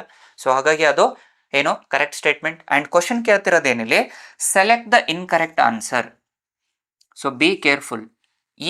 ಈ ಮೇಲಿನ ಹೇಳಿಕೆಗಳಲ್ಲಿ ಯಾವುದು ತಪ್ಪು ಉತ್ತರ ಇದೆ ಅಂತ ಕೇಳ್ತಾ ಇದ್ದಾನೆ. ಸೊ ಹಾಗಿದ್ದ ಆಪ್ಷನ್ ಏನಾಯ್ತು, ನಮಗೆ ಮೋಸ್ಟ್ ಆಫ್ ದ ಟೈಮ್ ನಮ್ಗೆ ಯಾವುದು ಸರಿ ಅಂತ ಕೇಳ್ತಿರ್ತಾನೆ, ಬಟ್ ಇಲ್ಲಿ ಬಿ ಕೇರ್ಫುಲ್, ಕೀವರ್ಡ್ಸ್ ಇನ್ಕರೆಕ್ಟ್ ಅಂತ ಕೊಟ್ಟಿದ್ದಾನೆ. ಹಾಗಾಗಿ option A is correct answer. ಆದರೆ ಇನ್ಕರೆಕ್ಟ್ ಸ್ಟೇಟ್ಮೆಂಟ್ ಯಾವುದು, ಫಸ್ಟ್ ಆ್ಯಂಡ್ ಸೋಲ್. ಯಾಕಂದ್ರೆ wise president was elected by electoral college of the parliamentary members, not by the joint sittings, and oath was given by the president in the article 69. So first second statement ಎರಡು wrong ಇದಾವೆ. So ಹಾಗಾಗಿ ಅದು answer ಆಗುತ್ತೆ. Next, again consider the following statements. ಹೇಳಿಕೆಗಳನ್ನು ಕೊಟ್ಟಿದ್ದಾನೆ and ಅದರಲ್ಲಿ question ಕೇಳ್ತಿರೋದೇನೋ, which among the following statements are correct ಅಂತ, ಯಾವುದು ಸರಿ ಅಂತ ಕೇಳ್ತಾ ಇದ್ದಾನೆ. ಸೊ ಹಾಗಿದ್ದಾಗ ಸ್ಟೇಟ್ಮೆಂಟ್ ಹೇಳ್ತಿರುವಂಥದ್ದೇನಿಲ್ಲಿ, the statements are the vice president can be removed by impeachment procedure. So again ನಾವು ಹೇಳಿದ್ವಲ್ಲ, the impeachment term it was used only for the president, not for the vice president. ಉಪರಾಷ್ಟ್ರಪತಿಯವರನ್ನು ಮಹಾಭಿಯೋಗ ಅಂತೇಳಿ ಎಲ್ಲಿಯೂ ಕರೆಯಲ್ಲ ನಾವು. ರಾಷ್ಟ್ರಪತಿಯವರಿಗೆ ಮಾತ್ರ ಮಹಾಭಿಯೋಗ ಅಂತ ಕರಿತೀವಿ, ಉಪರಾಷ್ಟ್ರಪತಿಯವರಿಗೆ ರಿಮೂವಲ್ ಅಂತ ಕರಿತೀವಿ ನಾವು. ಸೊ ಹಾಗಿದ್ದಾಗ ಏನು, the first statement is wrong. Second, the vice president must have completed the age of 30 years. ಈಗ ಡಿಸ್ಕಸ್ ಮಾಡಿದ್ದೀವಲ್ವಾ ನಾವು, it was not 30 years rather than 35 years. So ಹಾಗಿದ್ದಾಗ second statement is also wrong. So which of the following statement are correct ಅಂತ ಹೇಳ್ತಾ ಇದ್ದಾನೆ. So ಹಾಗಿದ್ದಾಗ option D, none of them are correct. So ಹಾಗಿದ್ದಾಗ the conceptual base ಬಹಳ ಚೆನ್ನಾಗಿ ಗೊತ್ತಿರಬೇಕು, ಅಂದಾಗ ಮಾತ್ರ ನೀವು ಆನ್ಸರ್ ಮಾಡಲಿಕ್ಕೆ ಸಾಧ್ಯ, ಅದರ್ವೈಸ್ ವೆರಿ ಡಿಫಿಕಲ್ಟ್. ಸೊ ಆ ಕಾನ್ಸೆಪ್ಷುವಲ್ ಕ್ಲಾರಿಟಿಯನ್ನೇ ನಮ್ಮ ಏನು ಪ್ರಜ್ಞಾನ ಇಂಡಿಯಾ ಯೂಟ್ಯೂಬ್ ಚಾನಲಲ್ಲಿ ಕೊಡಲಿಕ್ಕೆ ಪ್ರಯತ್ನವನ್ನು ಮಾಡ್ತಾ ಇದ್ದೀವಿ. ಸೊ ಹಾಗಾಗಿ ಇದರ ಸದುಪಯೋಗವನ್ನು ಪಡಿಸಿಕೊಳ್ಳೋದ್ರಿಂದ ವಿವಿಧ ಸ್ಪರ್ಧಾತ್ಮಕ ಪರೀಕ್ಷೆಗಳಲ್ಲಿ ಯಾವ ರೀತಿ ಕ್ವಶನ್ಸನ್ನು ಸಾಲ್ವ್ ಮಾಡಬೇಕು, ಯಾವ ರೀತಿ ಅವುಗಳನ್ನು ಅಟೆಂಡ್ ಮಾಡಬೇಕು, ಹೇಗೆ ಅಟೆಂಡ್ ಮಾಡಬೇಕು, ಯಾವ ರೀತಿಯಲ್ಲಿ ಎಕ್ಸಾಕ್ಟ್ ಆನ್ಸರನ್ನು ಹುಡುಕ್ಬೇಕನ್ನುವಂಥದ್ದು ನಿಮಗೆ ಅರ್ಥ ಆಗುತ್ತೆ. ದೆನ್ ದ ಥರ್ಡ್ ಕ್ವಶನ್ ಹೇಳ್ತಿರೋದೇನು, ಕನ್ಸಿಡರ್ ದ ಫಾಲೋಯಿಂಗ್ ಸ್ಟೇಟ್ಮೆಂಟ್ಸ್. ಕೆಲವು ಹೇಳಿಕೆಗಳನ್ನು ಕೊಟ್ಟಿದ್ದಾನೆ ಆ್ಯಂಡ್ ಕೇಳ್ತಿರೋದೇನು ಇವಾಗ, which among the following statements are correct ಅಂತ, ಯಾವ ಹೇಳಿಕೆಗಳು ಸರಿ ಅನ್ನುವಂಥದ್ದನ್ನು ಕೇಳ್ತಾ ಇದ್ದಾನೆ. So the chairman and the deputy chairman of the Rajya Sabha are not the members of the house. So ರಾಜ್ಯಸಭೆಯಲ್ಲಿ ಚೇರ್ಮನ್ ಮತ್ತು ಡೆಪ್ಯೂಟಿ ಚೇರ್ಮನ್ ಅದರ ಸದಸ್ಯರಾಗಿಲ್ಲ ಅಂತ ಹೇಳ್ತಾ ಇದ್ದಾನೆ. ಸೊ ಹಾಗಿದ್ದಾಗ ನಾವೇನು ನೋಡ್ತೀವಿ ಇಲ್ಲಿ, the chairman of the Rajya Sabha was vice president, he was not been a member of Rajya Sabha, but where the deputy chairman will be appointed by the members among the Rajya Sabha ಅಂತ ನೋಡ್ತೇವೆ. ಸೊ ರಾಜ್ಯಸಭೆಯ ಉಪಸಭಾಪತಿಗಳು ಅಂತ ಏನು ನೋಡ್ತೀವೋ ಅವರು ಸದಸ್ಯರಾಗಿರ್ತಾರೆ. ಸೊ ಹಾಗಿದ್ದಾಗ the first statement is wrong. Second, while the nominated members of the 2 houses of parliament have no voting right in the presidential election, they have the right to vote in the election of the vice president. Absolutely ಹೌದು. ಇಲ್ಲಿ ನಾಮನಿರ್ದೇಶಿತ ಸದಸ್ಯರುಗಳು, ಉಭಯ ಸದನದ ನಾಮನಿರ್ದೇಶಿತ ಸದಸ್ಯರುಗಳು ರಾಷ್ಟ್ರಪತಿಯವರ ಚುನಾವಣೆಯಲ್ಲಿ ಭಾಗವಹಿಸುವುದಿಲ್ಲ, ಬದಲಾಗಿ ಮಹಾಭಿಯೋಗ ಪ್ರಕ್ರಿಯೆಯಲ್ಲಿ ಭಾಗವಹಿಸ್ತಾರೆ ಅಂತ ಹೇಳಿದ್ದೇವೆ ನಾವು. ಆದರೆ ಅವರು ಉಪರಾಷ್ಟ್ರಪತಿಯವರ ಚುನಾವಣೆಯಲ್ಲಿ ಭಾಗವಹಿಸ್ತಾರೆ. So the statement is absolutely fine, correct. So ಹಾಗಿದ್ದಾಗ ಯಾವುದು ಸರಿ ಅಂತ ಕೇಳಿದ್ದಾನೆ, option B is correct. 2 only is the correct option. So ಹೀಗೆ ಕಾನ್ಸೆಪ್ಟ್ಸ್ ಅನ್ನು ಕರೆಕ್ಟಾಗಿ ತಿಳ್ಕೊಳ್ಳೋದ್ರಿಂದ ಎಲ್ಲ ಕ್ವಶನ್ಸು ಬಹಳ ಈಸಿಯಾಗಿ ಸಾರ್ಟ್ ಔಟ್ ಆಗುತ್ತೆ. ನೆಕ್ಸ್ಟ್, ವೆರಿ ಸಿಂಪಲ್ ಕ್ವಶನ್ ಕೇಳ್ತಾನೆ ಕೆಲವೊಮ್ಮೆ, ಏನದು, the president of India is elected by, ಭಾರತದ ರಾಷ್ಟ್ರಪತಿಯು ಯಾರಿಂದ ಆಯ್ಕೆಗೊಳ್ತಾರೆ ಅಂತ ಕೇಳ್ತಾ ಇದ್ದಾನೆ. ಆಲ್ರೆಡಿ ಹೇಳಿದೀವಲ್ಲ ನಾವು, ಅಕಾರ್ಡಿಂಗ್ ಟು ಆರ್ಟಿಕಲ್ ನಂಬರ್ 54 ಪ್ರಕಾರ it was having the electoral college. ಚುನಾಯಿತ ವರ್ಗದಿಂದ ಅವರನ್ನ ಆಯ್ಕೆ ಮಾಡಲಾಗುತ್ತೆ. ಸೊ ನೇರವಾಗಿ ಜನರಿಂದ ಆಯ್ಕೆ ಆಗಲ್ಲ, ರಾಜ್ಯಪಾಲರಿಂದ ಆಯ್ಕೆ ಆಗಲ್ಲ, ಆ್ಯಂಡ್ ಮುಖ್ಯ ನ್ಯಾಯಮೂರ್ತಿಯಿಂದ ಆಯ್ಕೆ ಆಗಲ್ಲ. ಅವ್ರು ಆಯ್ಕೆ ಆಗುವಂಥದ್ದು ಚುನಾಯಿತ ವರ್ಗ ಅಂತ ಹೇಳಿದ್ವಿ. ಸೊ ಚುನಾಯಿತ ವರ್ಗದಂದೇ elected members of MLS union territories Delhi ಮತ್ತು ಪುದುಚೇರಿ ಎಲೆಕ್ಟೆಡ್ ಮೆಂಬರ್ಸ್ ಅಂಡ್ ಪಾರ್ಲಿಮೆಂಟಿನ ಎಲೆಕ್ಟೆಡ್ ಮೆಂಬರ್ಸ್ ಅಂತ ಹೇಳಿದ್ದು. ಸೊ ಹಾಗಾಗಿ electoral college. Who among the following is not part of the electoral college of presidential elections. ಈಗ ತಾನೇ ಹೇಳಿದ್ದು, ಬಹಳಷ್ಟು ರಿಪೀಟ್ ಆಗುತ್ತೆ ಇದು. ಸೊ ಯಾರು ಇದರಲ್ಲಿ ಭಾಗವಹಿಸಲ್ಲ? ಎಲೆಕ್ಟೆಡ್ ಮೆಂಬರ್ ಭಾಗವಹಿಸ್ತಾರೆ. ಸೊ ಯಾರು ಭಾಗವಹಿಸುವುದಿಲ್ಲ ಅಂತ ಹೇಳ್ತಾ ಇದ್ದಾರೆ, not part of the electoral college. So nominated members of the Rajya Sabha ultimately ಹೌದು. ಸೊ ಇದೇ ಅಲ್ವಾ ಕರೆಕ್ಟ್ ಆಪ್ಷನ್ ನಮಗೆ. ಸೊ ಇಲ್ಲಿ ನಾಮನಿರ್ದೇಶಿತ ಸದಸ್ಯರು ಯಾವುದೇ ಸಂದರ್ಭದಲ್ಲಿ ರಾಷ್ಟ್ರಪತಿ ಚುನಾವಣೆಯಲ್ಲಿ ಭಾಗವಹಿಸುವುದಿಲ್ಲ. ಎಲೆಕ್ಟೆಡ್ ಮೆಂಬರ್ಸ್ ಎಲ್ಲರೂ ಭಾಗವಹಿಸ್ತಾರೆ. ಕ್ಲಿಯರ್ ಇದೆನಾ? So next question.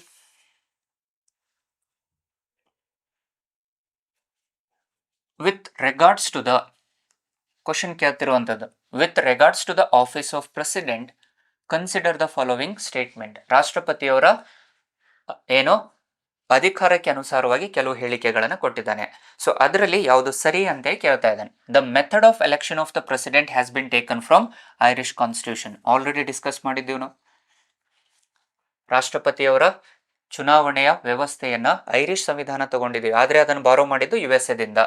The election is held. So ಹಾಗಿದ್ದ first statement is correct. The election is held following the system of proportional representation by means of single transferable vote and the voting is by open ballot ಅಂತ ಕೇಳಿದ್ದಾನೆ. So be careful. Statement ಎಲ್ಲವೂ correct ಇದೆ, ಆದರೆ it was not open ballot, rather then it was secret ballot. So ಹಾಗಾಗಿ ಆಸ್ಪಿರೆಂಟ್ಸ್ಗಳು ಗಮನದಲ್ಲಿ ಇರಬೇಕಾಗಿರುವಂಥ ಅಂಶ ಏನಂದ್ರೆ ದ ಕೀವರ್ಡ್ಸ್. ಒಂದು ಕೀವರ್ಡ್ ಏನಾದ್ರು ಮಿಸ್ ಆಯಿತು ಅಂದ್ರೆ ಯು ಲೂಸ್ ದ ಮಾರ್ಕ್ಸ್. ಆದರೆ ಹಲವಾರು ಸಂದರ್ಭದಲ್ಲಿ ಏನೋ ಸ್ಪರ್ಧಾರ್ಥಿಗಳು ಏನು ಮಾಡ್ತಾರೆ ಅಂದರೆ ಆ ಕೀವರ್ಡ್ಸ್ಗಳನ್ನು ನೋಡೋದಿಲ್ಲ, ಫಸ್ಟ್ ಒಂದು ಲೈನನ್ನು ಓದ್ಕೊಂಡು ಸರಿ ಇದೆ ಅಂತೇಳಿ ಹಾಕಿಬಿಡ್ತಾರೆ. ಆದರೆ ಈಸಿ ಕ್ವಶನು ನಿಮಗೆ ಆನ್ಸರ್ ಹೋಗುತ್ತೆ. ಯಾವುದು ಕರೆಕ್ಟ್ ಅಂತ ಕೇಳಿದ್ದಾನೆ. ಸೊ ಕರೆಕ್ಟ್ ಇದ್ದಿದ್ದು only option A. Second option was completely wrong. Clear ಇದೆನಾ? ಅದೇ ರೀತಿಯಲ್ಲಿ the next question. So consider the following statements with reference to the presidential election in India. ಭಾರತದಲ್ಲಿ ರಾಷ್ಟ್ರಪತಿ ಚುನಾವಣೆಗೆ ಅನುಸಾರವಾಗಿ ಕೆಲವು ಹೇಳಿಕೆಗಳನ್ನು ಕೊಟ್ಟಿದ್ದಾನೆ. ಆ್ಯಂಡ್ ಕೇಳಿರುವಂಥದ್ದು ಫಸ್ಟ್ ಯಾವ ಹೇಳಿಕೆಗಳು ಸರಿ. ಸೊ ಸ್ಪರ್ಧಾರ್ಥಿಗಳು ಗಮನದಲ್ಲಿಡಬೇಕಾದ ಅಂಶ ಏನಂದ್ರೆ ಫಸ್ಟ್ ಕ್ವಶನ್ ನೋಡಿ ಆ್ಯಂಡ್ ಡೈರೆಕ್ಟಾಗಿ ಇಲ್ಲಿಗೆ ಬನ್ನಿ. ಮಲ್ಟಿಪಲ್ ಸ್ಟೇಟ್ಮೆಂಟ್ಸ್ ಅನ್ನು ಕೊಡ್ತಾ ಇದ್ದಾನೆ ಅಂದಾಗ ಕರೆಕ್ಟಾ ಇನ್ಕರೆಕ್ಟ್ ಕೇಳ್ತಾ ಇದ್ದಾನೆ, ಕರೆಕ್ಟ್ ಕೇಳ್ತಾ ಇದ್ದಾನೆ ಅಥವಾ ನಾಟ್ ಕರೆಕ್ಟ್ ಅಂತ ಕೇಳ್ತಾ ಇದ್ದಾನೆ ಅನ್ನುವಂಥದ್ದು ಫಸ್ಟ್ ಗಮನದಲ್ಲಿರ್ಬೇಕು. ಸೊ ಇದಕ್ಕನುಸಾರವಾಗಿ ಯಾವುದು ಕರೆಕ್ಟ್ ಅಂತ ಕೇಳ್ತಾ ಇದ್ದಾನೆ. The voting by members of the electoral college for president of India is not compulsory. So ಇಲ್ಲಿ ಹೇಳ್ತಿರುವಂಥದ್ದೇನೋ ಕಂಪಲ್ಸರಿ ಇಲ್ಲ ಅಂತ ಹೇಳ್ತಾ ಇದ್ದಾನೆ. ಹೌದು, ಚುನಾಯಿತ ಸದಸ್ಯರುಗಳು ತಮ್ಮ ಇಷ್ಟಕ್ಕನುಸಾರವಾಗಿ ಮತದಾನವನ್ನು ಮಾಡಬಹುದು, ಮಾಡದೇನೂ ಇರಬಹುದು. ಇಟ್ ಈಸ್ ನಾಟ್ ಕಂಪಲ್ಸರಿ ಅಲ್ವಾ. ದ ಎಲೆಕ್ಟೋರಲ್ ಕಾಲೇಜ್ ಮತದಾರ ವರ್ಗದಲ್ಲಿ ಇರುವಂತಹ ಸದಸ್ಯರುಗಳು ತಮ್ಮ ಮತವನ್ನು ಚಲಾಯಿಸಬಹುದು, ಚಲಾಯಿಸದೇನೂ ಇರಬಹುದು. That is left to the members. ಅದನ್ನು ಯಾರು ಫೋರ್ಸ್ ಮಾಡಿಕ್ ಬರಲ್ಲ. ಸೊ ಹಾಗಿದ್ದಾಗ ಏನಾಯ್ತು, the first statement is correct. The voting as per one's free will at the presidential election will not come within the ambit of disqualification under the 10th schedule. ಹೌದು, ಆ ಸದಸ್ಯರ ಸಂಪೂರ್ಣ ಅಧಿಕಾರ ಇರುತ್ತೆ, ಸ್ವತಂತ್ರ ಅಧಿಕಾರ ಇರುತ್ತೆ. ಸೊ ಆ ಸದಸ್ಯ ತನ್ನ ಇಚ್ಛಾಶಕ್ತಿಗೆ ಅನುಸಾರವಾಗಿ ಯಾವ ಸದಸ್ಯನಿಗೆ ಬೇಕಾದ್ರೂ ತನ್ನ ಮೊದಲ ಆದ್ಯತೆಯನ್ನು ಕೊಡಬಹುದು. ಸೊ ಒಂದು ವೇಳೆ ನೀಡದೇ ಇದ್ದಾಗ ಅವರನ್ನ ಪಕ್ಷಾಂತರ ನಿಷೇಧ ಕಾಯ್ದೆಗೆ ಅನುಸಾರವಾಗಿ ಪಕ್ಷದಿಂದ ಹೊರಗಡೆ ಹಾಕುವಂತ ಅಧಿಕಾರ ಯಾರಿಗೂ ಇಲ್ಲ. ಸೊ ಹಾಗಾಗಿನೇ the statement is also correct. So ಹಾಗಿದ್ದಾಗ both 1 and 2 are correct. So ಪಕ್ಷಾಂತರ ನಿಷೇಧ ಕಾನೂನು ಬಗ್ಗೆ ಮತ್ತೆ ನಾವು ಮುಂದಿನ ದಿನಮಾನಗಳಲ್ಲಿ ಚರ್ಚೆ ಮಾಡ್ತೀವಿ, ಆಂಟಿ ಡಿಫೆಕ್ಷನ್ ಲಾ ಅಂತ ಕರಿತೀವಿ. ಸೊ ಅಲ್ಲಿ speaker doesn't have the right to remove a person through the anti defection law if the member was not going in favour to the parties. ಪಕ್ಷಕ್ಕನುಸಾರವಾಗಿ ಅಲ್ಲ ಅಂತ ಹೇಳಿದೀವಿ ನಾವು. ಅಲ್ಲಿ ಚುನಾಯಿತ ವರ್ಗದಲ್ಲಿ ಅಲ್ಲಿ ಅಭ್ಯರ್ಥಿಗೆ ಅನುಸಾರವಾಗಿ ಅಂತ ಹೇಳ್ತೀವಿ ನಾವು, ಪಕ್ಷಕ್ಕನುಸಾರವಾಗಿ ಮಾಡಬೇಕಂತ ಏನು ರೂಲ್ ಇಲ್ಲ. So this one is a C option is a correct option. Next the last question. Consider the following statements with reference to the president of India. So ರಾಷ್ಟ್ರಪತಿಗೆ ಅನುಸಾರವಾಗಿ ಕೆಲವು ಹೇಳಿಕೆಗಳನ್ನು ಕೊಟ್ಟಿದ್ದಾನೆ ಆ್ಯಂಡ್ ಇದರಲ್ಲಿ ಯಾವುದು ಸರಿ ಅಂತ ಕೇಳಿದ್ದಾನೆ. The members of legislative councils do not take part in the elections of the president of India. ಅದನ್ನೇ ಹೇಳಿದ್ದನು. ದ ರಾಜ್ಯದ ವಿಧಾನ ಪರಿಷತ್ತಿನ ಸದಸ್ಯರುಗಳು ಯಾವುದೇ ಸಂದರ್ಭದಲ್ಲಿ ರಾಷ್ಟ್ರಪತಿ ಚುನಾವಣೆಯಲ್ಲಿ ಭಾಗವಹಿಸುವುದಿಲ್ಲ. So first statement is correct. he or she can be impeached only for the violation of the constitution. ಇದನ್ನು ಆಲ್ರೆಡಿ ಹೇಳಿದ್ದೀವಿ. ಆರ್ಟಿಕಲ್ 61 ಅಲ್ಲಿ with respect to the article number 61 ನಲ್ಲಿ ಆಲ್ರೆಡಿ ನಾವು ಹೇಳಿದ್ದೀವಿ, impeachment process of the president will be done only for the violation of the constitution ಅಂತೆ. But this violation of constitution was ಏನೋ not defined clearly in the constitution ಅಂತ ನೋಡ್ತೀವಿ. ಆದರೆ statement ಇರುವಂಥದ್ದು correct ಇದೆ. ಸಂವಿಧಾನದ ಉಲ್ಲಂಘನೆಯಿಂದ ಮಾತ್ರ ಅವರನ್ನು ನಾವು ಪದಚ್ಯುತಿಗೊಳಿಸಬಹುದು ಅಂತೇಳಿ. Third, he or she takes the oath to preserve, protect and defend the constitution, which is very simple. ಅವರು ತಮ್ಮ ಮತದಾನ ಯಾವುದೋ ತಮ್ಮ ಪ್ರಮಾಣ ವಚನವನ್ನು ಈ ರೀತಿ ಕೊಡ್ತಾ ಇದ್ದಾರೆ, ದೇಶದ ಭದ್ರತೆಯನ್ನು ಕಾಪಾಡಿಕೊಳ್ಳಲಿಕ್ಕೆ ಅನ್ನೋ ರಕ್ಷಣೆಯನ್ನು ನೀಡುವಂಥ ಏನು ಪ್ರಮಾಣ ವಚನವನ್ನು ಕೊಡ್ತಾ ಇದ್ದಾರೆ. ಆ್ಯಂಡ್ ಸ್ಟೇಟ್ಮೆಂಟ್ ಕೇಳ್ತಿರುವಂಥದ್ದೇನೋ which of the following statements are correct ಅಂತೇಳಿ. ಸೊ ಹಾಗಿದ್ದಾಗ answer is D, all of the above are correct. So ಈ ರೀತಿ ಯಾವುದೇ ಒಂದು ಟಾಪಿಕನ್ನು ಓದಬೇಕಾದ್ರೆ ನೀವುಗಳಾದರೂ ಸಹ ಆ್ಯಸ್ ಎನ್ ಆಸ್ಪಿರೆಂಟ್ ಆಗಿ ಒಂದು ಟಾಪಿಕನ್ನು ಮಲ್ಟಿ ಡೈಮೆನ್ಷನಲ್ ವೇಸಲ್ಲಿ ಆ ಟಾಪಿಕ್ ಇಶ್ಯೂಸಲ್ಲಿ ಇತ್ತು ಅಂತಂದರೆ ಅದರ ಹಿನ್ನೆಲೆ ಏನು, ಯಾಕೆ ಪ್ರಸ್ತುತ ಸಂದರ್ಭದಲ್ಲಿದೆ, ಆ್ಯಂಡ್ ಯಾವ ರೀತಿಯಾದ ಪ್ರಶ್ನೆಗಳನ್ನು ಕೇಳಿದ್ದಾನೆ, ಮುಂದೆ ಯಾವ ರೀತಿ ಪ್ರಶ್ನೆಗಳನ್ನು ಕೇಳ್ಬೋದು. ಸೊ ಈ ರೀತಿ ಎಲ್ಲ ಡೈಮೆನ್ಷನಿಂದ ನೀವು ಕವರ್ ಮಾಡಿದಾಗ ಮಾತ್ರ ನಿಮ್ಮ ಕಾಂಪಿಟೇಟಿವ್ ಜರ್ನಿ ಸುಗಮವಾಗಿರುತ್ತೆ ಹಾಗೂ ಕಡಿಮೆ ಸಮಯದಲ್ಲಿ ನೀವು ನಿಮ್ಮ ಸಕ್ಸಸ್ಸನ್ನು ಕಾಣಲಿಕ್ಕೆ ಸಾಧ್ಯವಾಗುತ್ತೆ ಅಂತ ಹೇಳ್ತಾ ಇವತ್ತಿನ ವಿಡಿಯೋವನ್ನು ಮುಗಿಸ್ತಾ ಇದ್ದೀನಿ. ದಯವಿಟ್ಟು ಏನು ಮೊದಲ ಬಾರಿಗೆ ನೋಡುವಂಥ ಸ್ಪರ್ಧಾರ್ಥಿಗಳು ಲೈಕ್, ಶೇರ್ ಹಾಗೂ ಸಬ್ಸ್ಕ್ರೈಬ್ ಮಾಡೋದರ ಮುಖಾಂತರ ನಮಗೆ ಸಪೋರ್ಟನ್ನು ಕೊಡಿ ಅಂತ ಕೇಳ್ತಾ ಇವತ್ತಿನ ವಿಡಿಯೋವನ್ನು ಮುಗಿಸ್ತಾ ಇದ್ದೀನಿ. ಧನ್ಯವಾದಗಳು.